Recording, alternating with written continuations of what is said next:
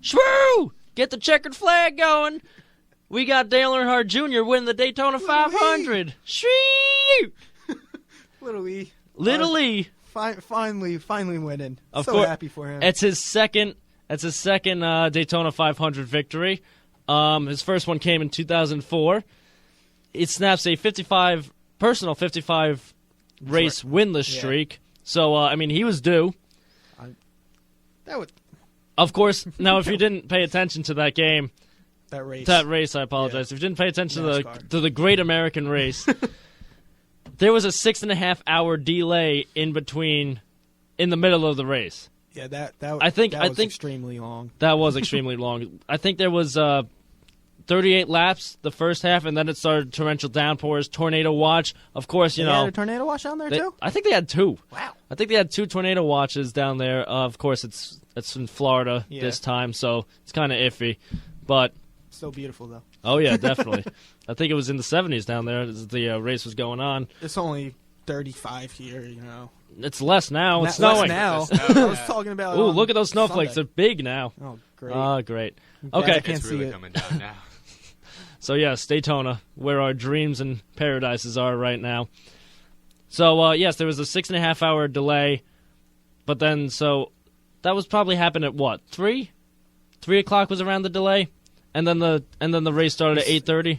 It started at 8:30, but it didn't. Green flag didn't go to like 9 or something. That's true, yeah. So, I mean, it was a very lengthy delay, but good thing for Dale because he won it. Yeah. Stay focused. I mean, he had the strongest car all day, and at the end of the day, you gotta be happy.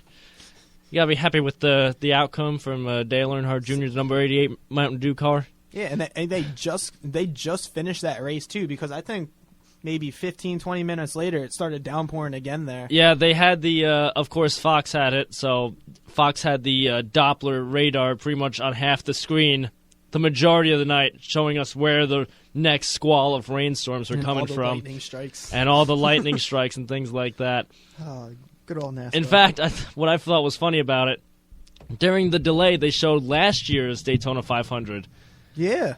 Yes. I got confused. I flipped back and I was like, oh, they started again. Then I was looking, I was like, what?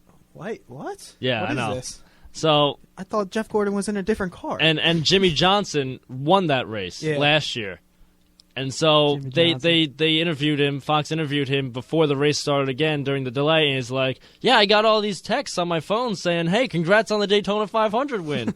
And he's like, I have no idea what's going on. But then he realized that they were showing the replay. But no, congratulations, Dale Earnhardt Jr. Did you see all the comments all the drivers were giving him and how happy they were that he won? I mean, he's the most popular driver in NASCAR. Absolutely. Yeah. Hands down. Yeah. I mean, and he had, I saw this on SportsCenter, he had like 200-something Twitter followers and before the race, but he never used the Twitter. No, he never had Twitter. Never had it. He had it, but he never used it. Really? Yeah. And then after the race... After the race, he had like 450,000, something like that? Yeah. So... He's really taking selfies on SportsCenter and everything. Yeah, I saw him take a selfie on the Letterman show when he was there on Monday night. It's really funny to me that a bunch of NASCAR fans didn't realize that it was the same race from last year. Like, I know. It just makes me laugh that like these big NASCAR fans who are texting obviously have Jimmy Johnson's number to text him and say congratulations. I think it was his family. I don't think NASCAR fans have Jimmy Johnson's number. No, but I'm saying like his close friends right, and everything. Yeah, like his close friends and his family members obviously were texting him saying congratulations. And they obviously have to be big into NASCAR if you're Jimmy Johnson's family. It's true. And they didn't recognize the race from the year before. Right. I think that's pretty funny because I think that if they showed like the NBA Finals from last year, everybody would realize that this was last year's NBA Finals or whatever. Right. So, yeah, congratulations, Dale Earnhardt. It's about time. But, it's always good to get a win and get into victory lane. Now we got some basketball news. It's particularly New York basketball. First, we have Jason Collins signing with the Nets, making him the first openly gay athlete in any of the big four sports. That's NBA, NFL, NHL, and MLB. So he signs a 10-day deal with the Nets. He played his first game against Los Angeles Lakers, which I think he's an LA guy, so that was awesome to see. Oh yeah, definitely. He got a nice reception. He was part of the Knicks before when they went to the finals 2 years in a row. The Nets. I said Knicks? Yeah. Apologize. He was on the Nets before when they went to two finals in a row. Played with Jason Kidd. Of course, is now his coach. He also was teammates with Kevin Garnett and Paul Pierce when he played with the Celtics. Yes. So I mean, it's not like they don't know him. And as much as it is like a PR move, it's also a basketball move because the Nets traded away a lot of their big guys, and they have Kevin Garnett, who they need to rest a lot of nights just because he can't play in the back-to-backs. They want to save him for playoffs, hopefully, that they make. Right. They have Andre Blatch. They lost Lopez. I mean, they need a big man to be there and to just play defense, really. They don't need the offensive game, which is really non-existent. It's more about his defense.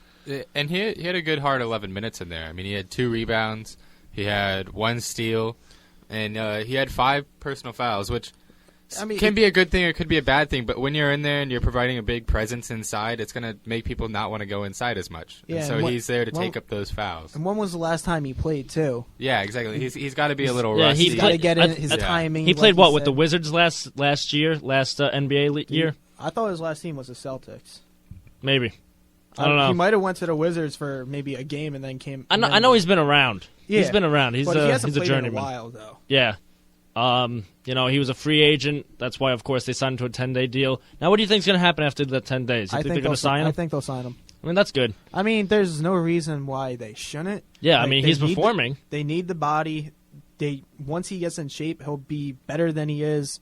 Like, I mean, those 2 rebounds that he had, they were huge rebounds.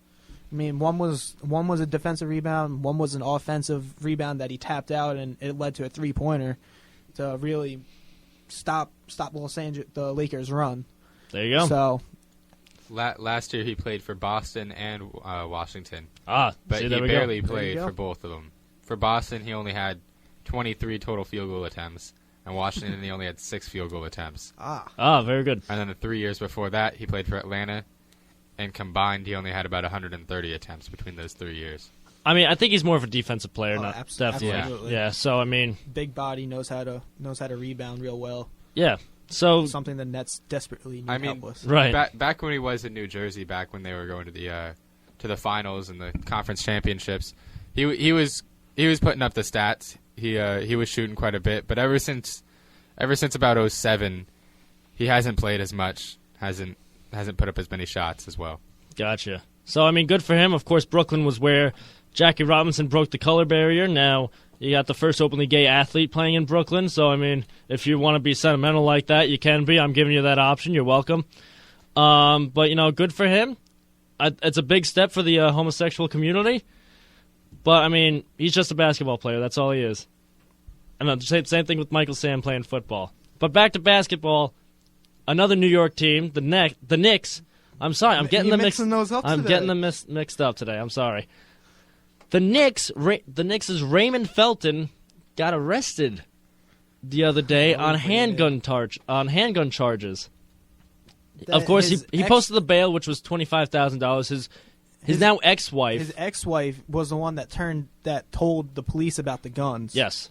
So, and apparently, what I heard was that apparently he threatened his ex-wife. I don't know if he threatened. I read like he would bring it out during fights, but like he would never like point at her or anything like that. Sometimes he'd wave it around, maybe just talking with his hands. But why would you bring the weapon out that is definitely a threat. You can't just bring out a gun and just be like, I'm not gonna shoot you with it. I'm just bringing it out just in case. This is just adding on to the next season. I mean, Raymond Felton's still playing on Thursday. Yeah, I know. That's the problem. This is the only league that this would ever happen in. I know. The MLB suspended A-Rod, and he appealed all year long and was able to. But he appealed. That's allowed. That's happened before. He got arrested on gun charges. He doesn't have it certified in New York. I mean, granted, New York probably has the harshest gun laws in all of the nation. How long has he been here for? It's very true.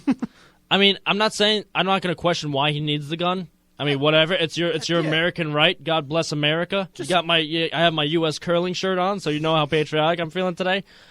But Just get a permit. Just get it permit. Yeah, how is that so hard? You're an NBA. Get it legalized. You're in the NBA. I mean, it makes sense why you can have it, especially being in New York and for the Knicks this year. Yeah, definitely. So, we that's the top stories of the day. We might touch back into Raymond Felton and Jason Collins when we talk about the NBA. But next up, we're going to have Olympic talk. Of course, the Olympics ended this past Sunday. We're going to discuss if it was a disappointing Olympics for the USA or not. So stick around on Cover 3 on WSJU Radio, the voice of St. John's University.